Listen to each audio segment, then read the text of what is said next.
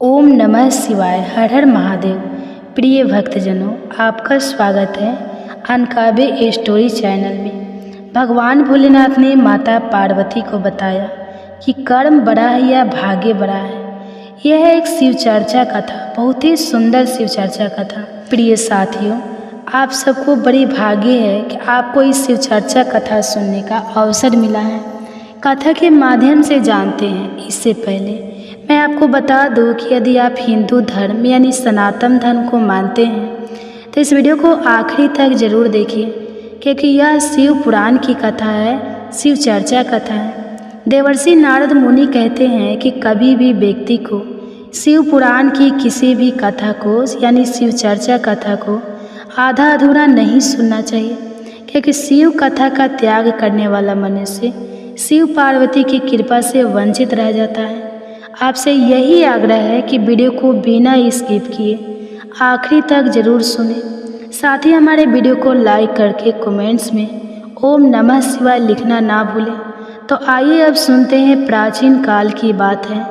महाभारत और रामायण के पावन युग के पश्चाताप भारत भूमि में धर्म और अध्यात्म की धारा सतत प्रभावित थी। ऋषि मुनि साधु संत अपनी अपनी तपोभूमि में साधना करते थे और धर्म, सत्य और अहिंसा का प्रचार करते थे।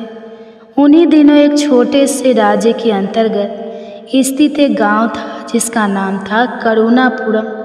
यह गांव अपनी सरलता, शांति और धार्मिक वातावरण के लिए अत्यंत ही प्रसिद्ध था।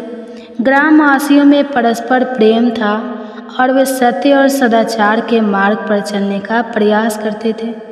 फिर भी नियम से सबको समान संपदा नहीं थी। गांव में कुछ लोग धनी थे तो कुछ लोग अत्यंत ही गरीब थे। इस गांव में एक विधवा स्त्री रहती थी जिसका नाम था शकुंतला। उसके पास धन संपदा नहीं के बराबर थी। उसके पति का स्वर्गवास बहुत पहले हो चुका था। उसके परिवार में अब कोई नहीं बचा था। वह छोटी सी झोपड़ी में रहती, दिन भर दूसरों के खेतों में काम करके जितना कमा पाती उसी से अपना पेट पालती। वह सीधी सीधी, ईमानदार, परोपकारी और परम धर्मपरायण स्त्री थी। अपने परिश्रम से ही जीवन का निर्वाह करती। उसके मन में सदा यह द्वंद्व रहता कि मनुष्य को अपने कर्म के बल पर आगे बढ़ना चाहिए या भाग्य पहले से तय है। किंतु इस प्रश्न को मन में रखे हुए वह प्रतिदिन निष्ठापूर्वक अपना कर्म करती जाती। शकुंतला के छोटे से आंगन में एक आम का वृक्ष भी था जो किसी पिछले शुभ संयोग के फलता और फूलता रहा। उसमें कभी कभी मीठे आम आ जाते तो शकुंतला गांव के बच्चों में बांट देती। भगवान शिव आगे कहते हैं, हे पार्वती, ऐसे ही एक दिन की बात है, एक कौआ उस आम के वृक्ष पर आकर बैठ गया। वह काला कौआ अत्यंत चतुर था। वह आसपास के खेतों में घूमकर कभी गिरे हुए अन्न के दाने तलसता, कभी किसी गृहिणी का ध्यान बटकर अन्न के टुकड़े उठा ले जाता। कौआ भोजन जुटाने में बहुत चतुर था, पर उसमें दया का अभाव था। वह हमेशा केवल अपना लाभ ही देखता और दूसरों की हानि की परवाह न करता। उस दिन वह आम के पेड़ पर बैठा शकुंतला को देख रहा था, जो झोपड़ी के सामने आंगन में बैठी सब्जियां चुन रही थी। कौवे ने सोचा, यह स्त्री भले ही गरीब दिखती हो, पर इसके आंगन में आम का पेड़ है, हो ना हो आज मुझे और कुछ खाने के लिए मिल जाए। कौवा बार बार काँव करता, शकुंतला उसकी ओर विशेष ध्यान नहीं देती।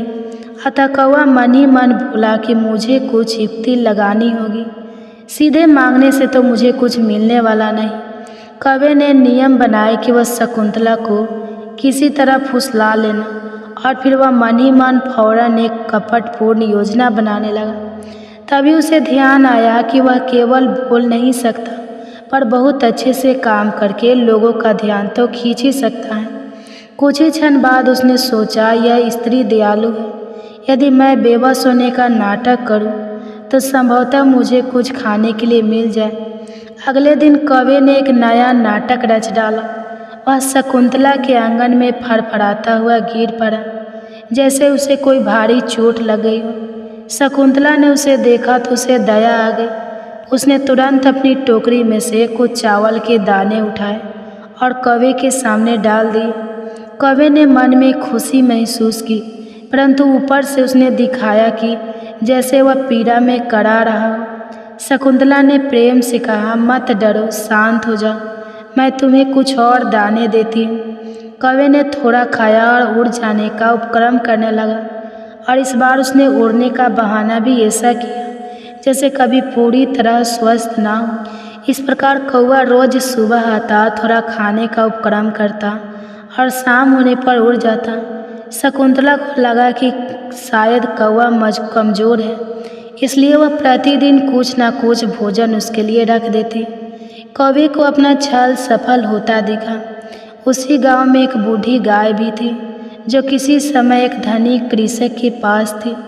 वह किसान अब इस गाय को चारा खिलाने में स्वयं को असमर्थ मानता था, क्योंकि गाय दूध देना बंद कर चुकी थी। वृद्धावस्था में गाय से अब कोई व्यापारी लाभ नहीं मिल रहा था, तो किसान ने उसे लगभग त्याग ही दिया। गाय पूरे गांव में इधर उधर भटकती रही, कूड़ा कटकर में बचा खुचा जो भोजन ढूंढती रहती और आसपास तालाब के पास चढ़ती। उसकी हालात भी दयनीय हो चुकी थी। लोगों ने ध्यान देना बंद कर दिया था, जैसे बूढ़े पशु का कोई उपयोग ही ना रह गया हो। एक दिन वही वृद्ध गांव शकुंतला के झोपड़ी के पास से गुजरी। शकुंतला ने उसे ध्यान से देखा। गाय दुबली पीली और थकी हारी थी। उसके शरीर पर जगह जगह मक्खियाँ भिनभिना रही थी। भगवान शिव जी ने आगे माता पार्वती से कहा, हे प्रिय। शकुंतला ने जाकर उसे सहलाया और गाय ने भी उसकी ओर कातर नज़रों में देखा। शकुंतला ने बड़े दुलार से कहा, तू भी बड़ी ही दीन दशा में है। मेरे पास तो देने को अधिक कुछ नहीं, पर थोड़ी सी सूखी घास और पानी तो मैं तुझे दे ही सकती हूँ। यह कहकर शकुंतला ने अपनी झोपड़ी के पिछवाड़े में उसी घास के तिनके और एक बाल्टी में पानी लाकर गाय के सामने रख दिया। गाय ने तृप्त होकर सब चबा लिया और पानी पीकर अपनी दृष्टि से जैसे आभार जताती रही। अगले दिन गाय रोज शकुंतला के द्वार पर आ जाती। शकुंतला उसे चारा पानी दे देती। उसके मन में गाय के प्रति दया भी थी। गाय भी निस्वार्थ भाव से सिर हिलाती, जैसे उसे आशीर्वाद देना चाहती हो। शकुंतला यह सब देखकर प्रसन्न होती। उसे लगता कि चाहे वह गरीब हो, फिर भी किसी जीव को भोजन कराने का पुण्य मिल रहा है। गाय की वाणी में छल कपट या स्वार्थ का कोई अंश नहीं था। वह जीव मात्र को सुख देने का प्रतीक थी। इस प्रकार गौ और शकुंतला का एक कोमल बंधन तैयार हो गया। दिन यूं ही गुजर रहे थे। शकुंतला ने अपने जीवन में कई दुख झेले थे, फिर भी वह प्रभु भक्ति और अपने कर्म में लगी रहती। इसके मन में बार बार एक प्रश्न उमड़ता, क्या मेरा भाग्य पहले से ही निर्धारित है या मैं उसे अपने सत्कर्म से बदल सकती हूँ। जब वह कौवे को भोजन देती तो सोचती कि मैं गरीब हूँ, फिर भी दूसरे प्राणियों के प्रति मदद का भाव रखती हूँ। यह मेरे कर्म है, क्या इससे मेरा भाग्य भी सुधरेगा।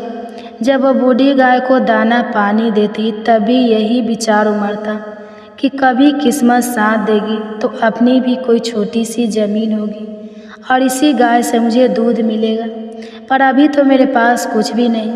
कभी कभी मन के कोने में निराश भी घर कर खाली कर लेती। इतना परोपकार करने के बावजूद भी मेरा जीवन कष्टों से भरा है। क्या भाग्य सचमुच पहले से तय है जिस पर मेरा कोई वश नहीं। फिर तुरंत ही वह उस विचार को झटक देती, नहीं, मुझे शिकायत नहीं करनी चाहिए। कर्म करने से ही जीवन का सार है। हे पार्वती, करुणापुरम वृक्ष सरोवर और प्रकृति सुंदरता से परिपूर्ण थी। उसी करुणापुरम के पास एक वन में एक तपस्वी ऋषि रहा करते थे, ऋषि भृंगु। वे शांत, धीर, गंभीर और बहुत बड़े ज्ञानी थे। साधना में उनकी सीधी प्रबल थी। लोगों को उनके दर्शन कभी कभार ही मिलते थे, जब वे किसी आध्यात्मिक प्रयोजन से गांव आया करते। एक दिन ऋषि भृंगु गांव में पधारे। गांव वासियों ने देखा तो उनके चरणों में प्रणाम करने के लिए उमड़ पड़े। सब लोग चावल, फल, फूल इत्यादि अर्पित करने लगे। ऋषि ने सबको प्रेम पूर्वक आशीर्वाद दिया। वे गांव की धर्मशाला में कुछ समय ठहर गए। कुछ लोग अपने सुख दुख की कथा सुनाने लगे और अपने परामर्श लेने लगे। शकुंतला ने भी सोचा कि वह ऋषि के दर्शन करे और अपनी जिज्ञासा क्या कर्म बड़ा है या भाग्य का उत्तर प्राप्त करे। वह भी धर्मशाला में पहुंची। जब उसकी बारी आई तो वह हाथ जोड़कर विनम्रता पूर्वक बोली, हे ईश्वर, मैं एक निर्धन विधवा स्त्री हूँ।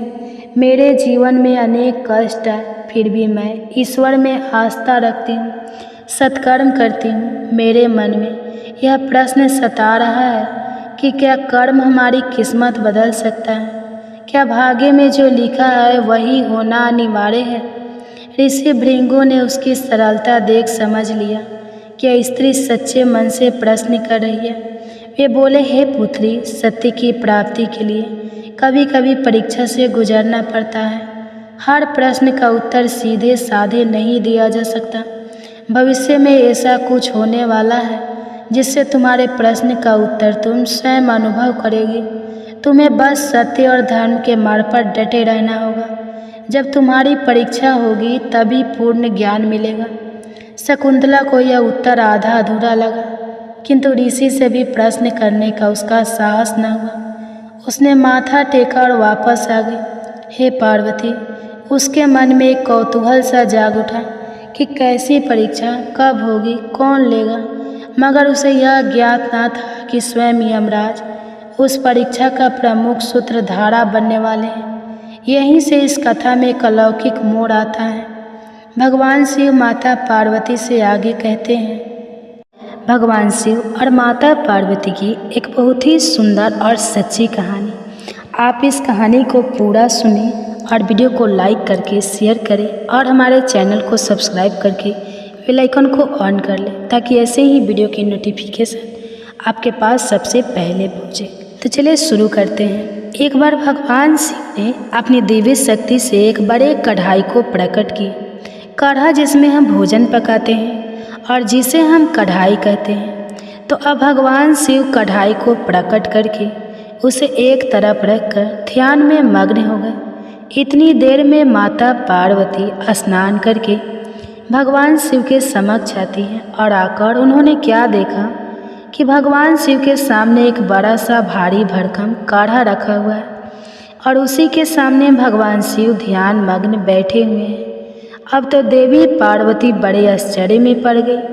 अब वे महादेव के ध्यान से बाहर निकलने की प्रतीक्षा करने लगी। जब महादेव का ध्यान समाप्त हुआ तब देवी पार्वती ने पूछा, हे देव, हे त्रिलोकीनाथ, हे मेरे प्रभु, बड़ा ही आश्चर्य है प्रभु, यह भारी भरकम बड़ा सा कढ़ा यह किस लिए लाया गया है? इससे पहले कि माता पार्वती आगे कुछ पूछती, भगवान शिव मुस्कुराते हुए बीच में बोले, देवी, हे पार्वती, आप इस कढ़ाई को देखकर इतना आश्चर्य मत कीजिए, क्योंकि आप हर दिन कोई ना कोई प्रश्न लेकर हमारे सामने प्रस्तुत हो जाती हैं और जब मैं उसका उत्तर देता हूँ और कहानी सुनाकर आपका मन बहलाता हूँ तभी आपको संतुष्टि होती है। इसलिए देवी, आज हमने इसी का प्रबंध किया है। प्रिय भक्तजनों, चलिए आगे सुनते हैं फिर आगे क्या होता है। जो प्रिय भक्तजनों, इधर बड़े कढ़ाई को देखकर माता पार्वती सोच में पड़ गई और भगवान शिव माता पार्वती को आधी अधूरी बात सुनाकर मुस्कुराकर फिर से ध्यान मग्न हो गए। अब इधर चलिए देखते हैं कि इसके बाद क्या होता है। इधर अनंत ब्रह्मांड में चारों युग, चारों भाई एक साथ बैठकर बात कर रहे होते हैं। चारों एक साथ बैठे थे। अब बातों ही बातों में एक दूसरे से वाद विवाद करने लगे। सब आपस में यही कहने लगे कि हम तुमसे बड़े हैं, हम तुमसे महान हैं। तो कोई कहता है हम तुमसे श्रेष्ठ हैं। अब सभी खुद को एक दूसरे से श्रेष्ठ बताने की कोशिश करने लगे। तब सबसे पहले सतजु कहने लगा कि अरे मूर्खों, तुम सब मुझसे छोटे हो, भला तुम मेरी बराबरी कैसे करने लगे? जब त्रेता युग ने सतजु की यह बात सुनी तो उसने कहा कि तुम सबसे बड़े कैसे हो सकते हो? अरे तुम सब में से बड़ा तो मैं हूँ, मैं ही सर्वश्रेष्ठ हूँ। तुम सब मुझसे भला श्रेष्ठ कैसे हो सकते हो? इतने में ही द्वापर युग भी बोल उठा कि तुम मुझसे श्रेष्ठ कैसे हो सकते हो? अरे तुम सब में से श्रेष्ठ तो मैं हूँ, तुम लोगों का श्रेष्ठ होने का तो कोई सवाल ही नहीं उठता। अब उन सब की बात सुनकर भला कलयुग कैसे चुप रहता। कलयुग भी बीच में बोल उठा, तुम तीन मुझसे श्रेष्ठ बन रहे हो। अरे असलियत तो तुम जानते ही नहीं, असलियत तो यही है कि श्रेष्ठ मैं ही हूँ। इस तरह से अब वाद विवाद करते करते वे चारों युग आपस में ही लड़ाई झगड़ा करने लगे। अब चारों युगों ने मिलकर एक योजना बनाई। वे आपस में कहने लगे कि इस तरह तो वाद विवाद करके कोई फैसला ही नहीं हो पाएगा, हम सब मिलकर क्यों न कैलाश पर्वत पर चले। वे चारों युग आपस में कहने लगे कि इस प्रकार लड़ते रहे तो अच्छा होगा, हम सब मिलकर कैलाश पर्वत पर विराजमान भगवान शिव के पास चलते हैं, अब तो वही हमारा फैसला करेंगे। इस तरह से आपस में समझौता करके चारों युगों ने कैलाश पर्वत की ओर प्रस्थान किया। चलते चलते आखिरकार वे कैलाश पर्वत पर पहुंच गए। वहां पर पहुंचकर चारों युगों ने भगवान शिव को प्रणाम किया।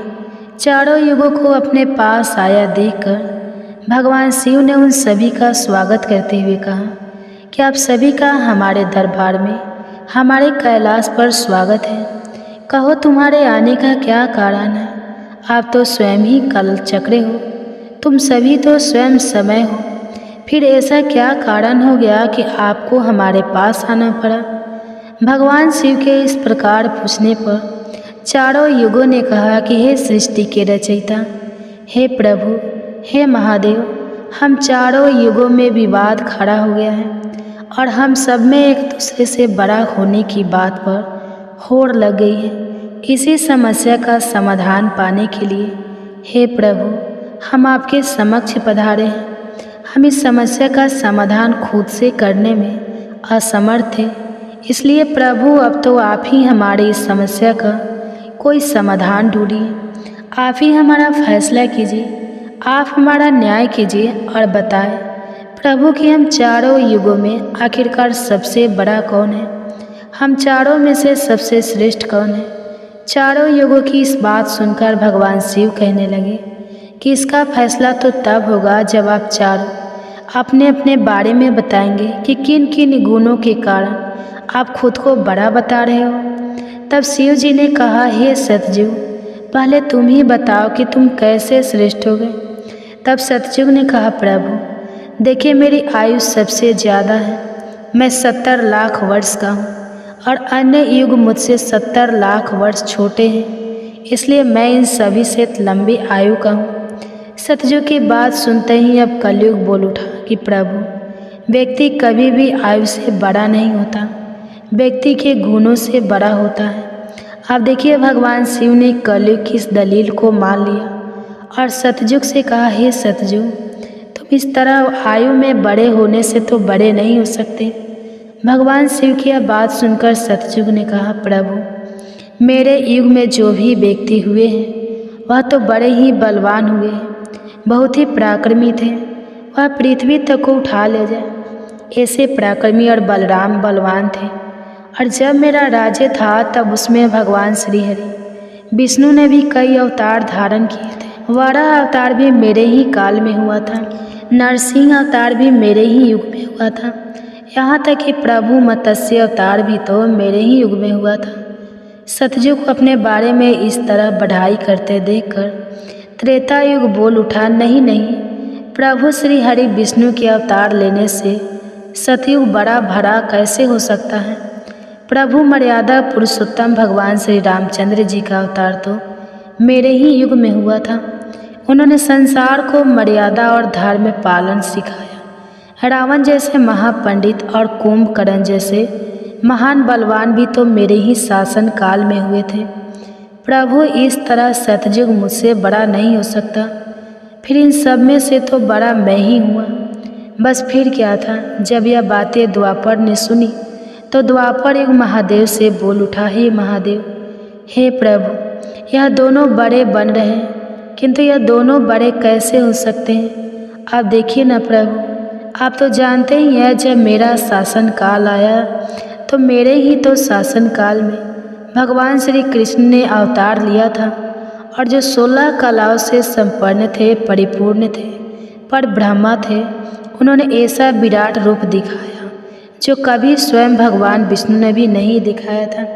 इसलिए हे प्रभु, हे भोलेनाथ, यह दोनों योद्धाओं की बात करते हैं तो मेरे शासन काल में भी बड़े बड़े योद्धा द्रोणाचार्य, कर्ण, भीष्म, पितामह, युधिष्ठिर, अर्जुन, भीम, नकुल, सहदेव, कंस आदि ये भी तो मेरे ही शासन काल में हुए थे प्रभु। यहाँ तक कि बलराम जी भी मेरे ही शासन काल में तो हुए थे। अब बताइए प्रभु, मेरे शासन काल में कौन सा योद्धा भला इन योद्धाओं से कम था?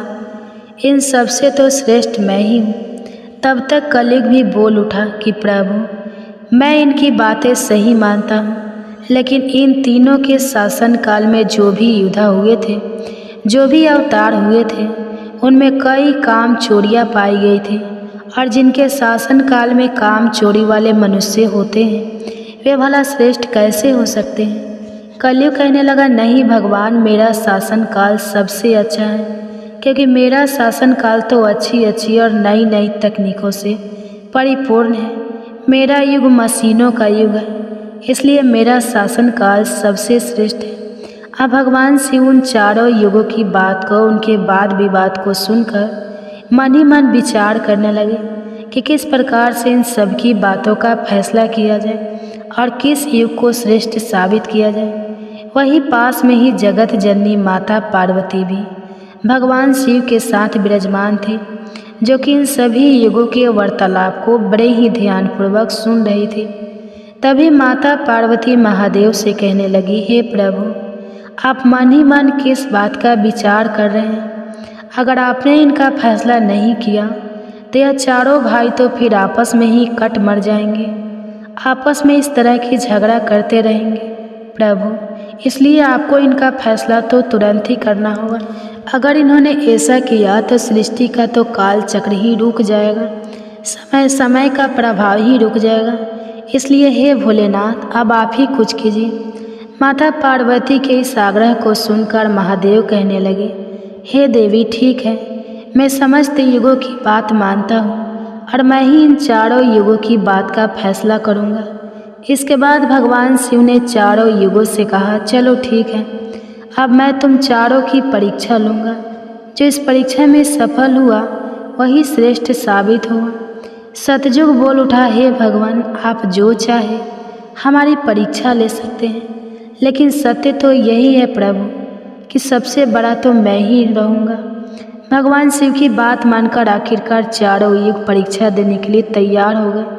तब भगवान शिव ने माता पार्वती की तरफ मुस्कुराते हुए देखा और फिर कहा, हे देवी, आप आश्चर्यचकित थी ना कि मैंने अपने सामने यह कढ़ा किस लिए रखा है?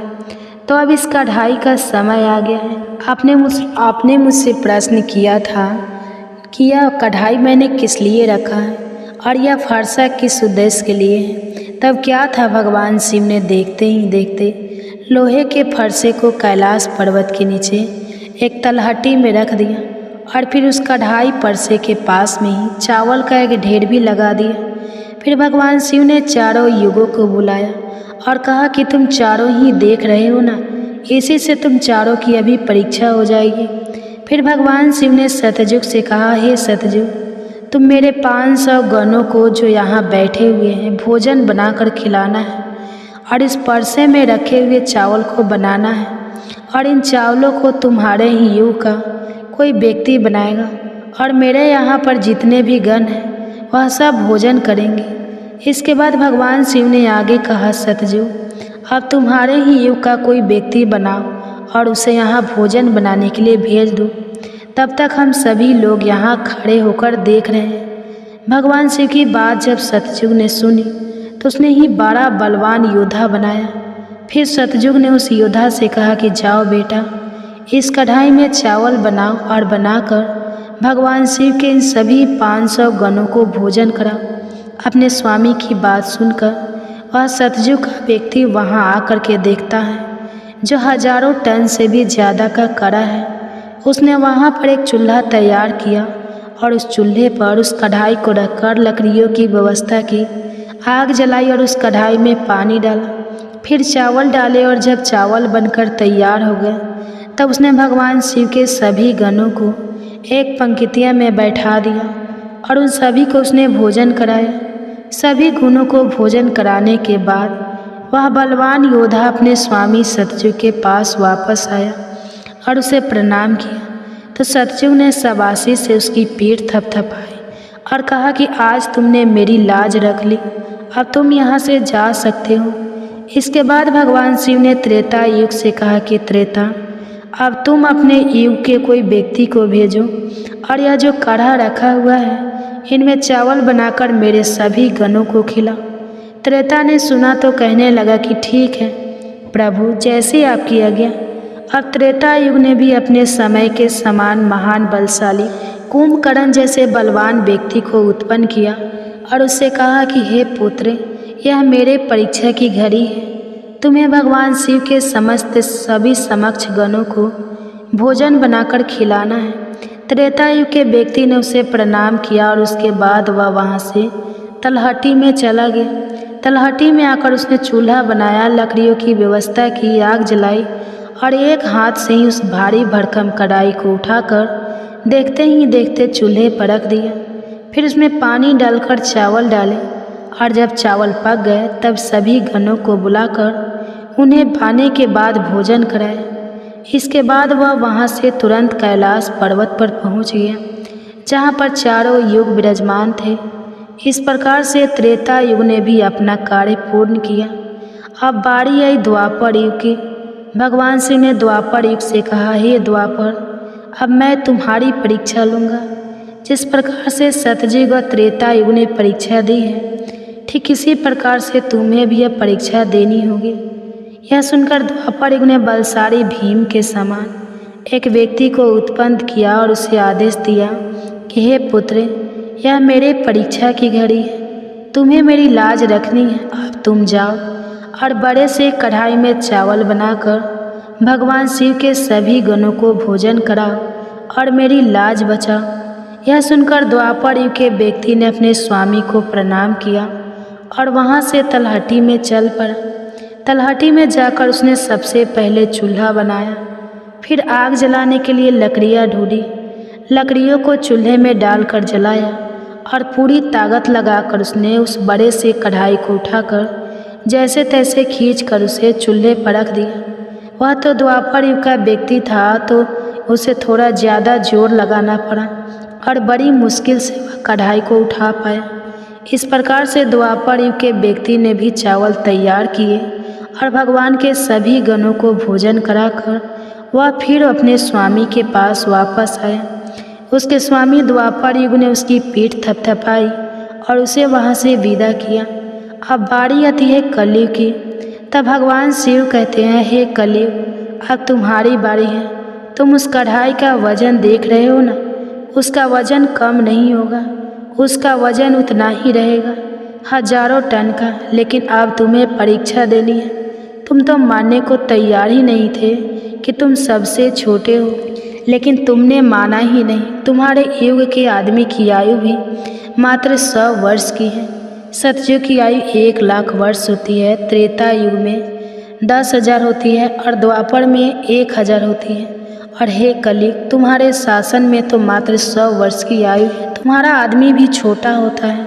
जब भगवान शिव की बातें कलयुग ने सुनी तो कलयुग कहने लगा कि ठीक है प्रभु, मैं आपकी बात मानता हूँ, लेकिन आप मुझे पहले ही इस तरह से कहकर हताश मत कीजिए। प्रभु, आप तो एक न्यायकर्ता हैं, आपको सभी को बराबर मौका देना चाहिए। भगवान शिव कहने लगे, हे कलयुग, यह कढ़ाई देख रहे हो, हजारों टन का है। वहाँ चावल रखा है, हजारों किलो टन के हैं। और हे कलयुग, तुम्हारा व्यक्ति क्या यह काम कर पाएगा? कलयुग ने कहा, ठीक है प्रभु, अब आप मेरी करनी भी देखिए। कलयुग की बातें सुनकर तीनों युग उस पर हंसने लगे। भगवान शिव भी कलयुग की बातें सुनकर बड़े ही आश्चर्यचकित थे।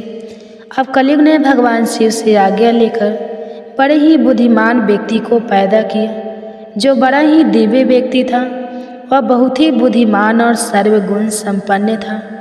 इस तरह के गुणवान व्यक्ति को कलयुग ने पैदा किया और पैदा करने के बाद वह उस व्यक्ति से कहने लगा कि मेरे बेटे, अब तुम ही अपनी शक्ति दिखानी है।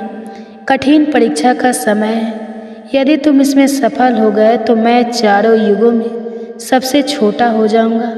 कली की आवाज़ सुनकर वह व्यक्ति अपने महाराज से कहने लगा, हे महाराज, इस एक कढ़ाई की बात करते हैं, आप इसे हजारों कढ़ाई भी अगर मेरे सामने आ जाए तो वह भी मेरे सामने कुछ नहीं है।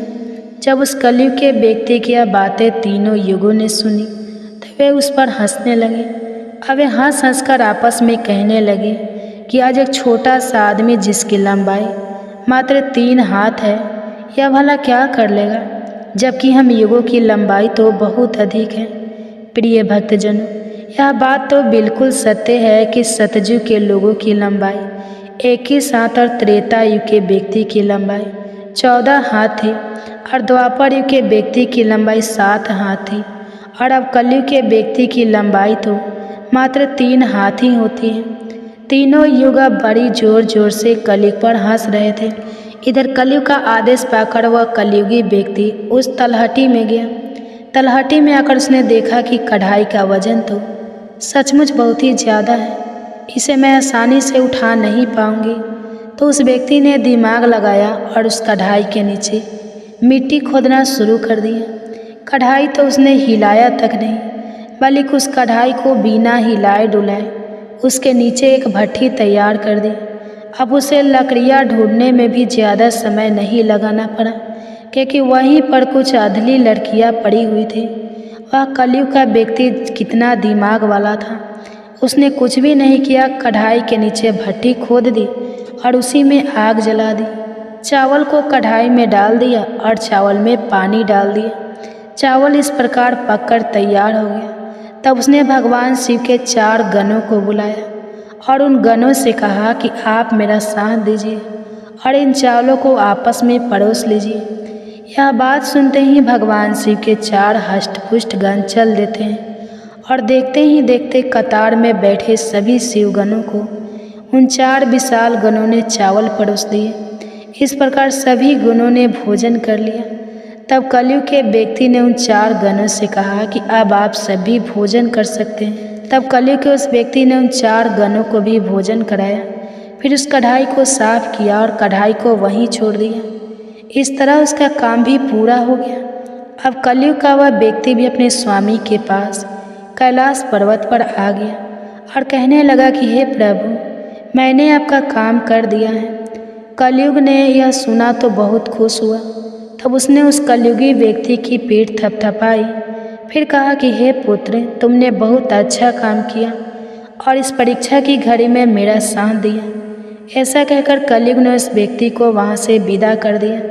इसके बाद कलयुग ने हाथ जोड़कर भगवान शिव से कहा, हे भगवान, अब आप ही निर्णय कीजिए कि हम सब में से बड़ा कौन है। भगवान शिव कहने लगे कि मैंने तुम चारों युगों की बहुत अच्छे से परीक्षा ली। जब सतयुग की बारी आई तो उसने चूल्हा बनाया, उस पर कढ़ाई रखा, आग जलाई, चावल डाला, पानी डाला। फिर चावल पक गए तो उसने मेरे गणों को बिठाकर उसने स्वयं उन्हें भोजन परोसा, उन्हें खिलाया और अपना कार्य पूरा किया। जब त्रेता और द्वापर की बारी आई तो उन्होंने भी बिल्कुल ऐसा ही किया। अब बारी थी कलयुग की। शायद तुमने देखा नहीं कि मात्र 3 हाथ का व्यक्ति, जिसकी बुद्धि देख लीजिए, ये कढ़ाई कितनी भारी भरकम और बड़ी थी। उसकी बुद्धि देखो, उसने उस कढ़ाई में चावल बना दिए जिस कढ़ाई को वह हिला तक नहीं सकता था। और मेरे इतने गण थे, अगर वह व्यक्ति बाल्टियों से चावल परोसता तो शायद वो परेशान हो जाता। अब देखिए उसकी बुद्धि, उसने उतने में ही 4 गणों को अपनी सहायता के लिए बुलाया और उन 4 गणों को भोजन परोसा और स्वयं बैठा रहा। और ऊपर से उसने बिना हाथ लगाए उस कढ़ाई को भट्ठी पर भी रखा था। यह कितना बुद्धिमान व्यक्ति था और इसलिए यह युग भी बहुत बुद्धिमान हुआ। तब भगवान शिव ने उन चारों युगों से कहा कि कलयुग बुद्धिमान व्यक्ति का युग होगा।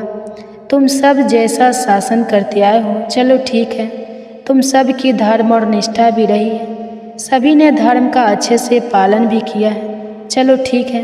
लेकिन तुम्हारे युग के व्यक्तियों में बुद्धि का अभाव था, जिन्होंने कभी अपनी बुद्धि का उपयोग नहीं किया। अब देख लो, रावण और कुंभकर्ण जैसे असुर ने भगवान विष्णु के अवतार को ही नहीं पहचाना और अज्ञानता व शून्य से ही युद्ध कर बैठे और कारण यह हुआ कि वे युद्ध में मारे गए। अगर उन्हें बिल्कुल भी अपनी बुद्धि का प्रयोग किया होता तो उनका इस प्रकार सर्वनाश नहीं होता।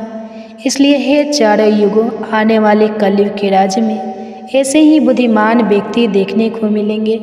ऐसी ही तकनीक, ऐसी ही मशीनें बनाएंगे जिससे वे बैठे बैठे ही सारा काम कर सकते हैं, बैठे बैठे ही कोई भी काम कर सकते हैं। कलयुग में व्यक्ति एक ही दिन में भगवान को प्राप्त कर लेगा। इस प्रकार से भगवान शिव ने चारों युगों की समस्याओं का समाधान किया और कहा कि कलयुग की सबसे श्रेष्ठ युग है। यह सुनकर चारों युग अपने अपने धाम को संतुष्ट होकर लौट गए। माता पार्वती भी यह सब कुछ देख और सुनकर बड़ी प्रसन्न हुई। उनके मन में उठी जिज्ञासा भी शांत हो चुकी थी और उनका मन भी बहल चुका था। तो प्रिय भक्तजनों, आज की कथा अगर पसंद आई हो तो वीडियो को लाइक कीजिएगा, शेयर कीजिएगा, चैनल को सब्सक्राइब कीजिएगा और कमेंट्स में हर हर महादेव जरूर लिखिएगा। इसी के साथ आज आप हमारे चैनल पर शिव महापुराण की कथा भी जरूर सुनिएगा। तो प्रेम से बोलिए ओम नमः शिवाय।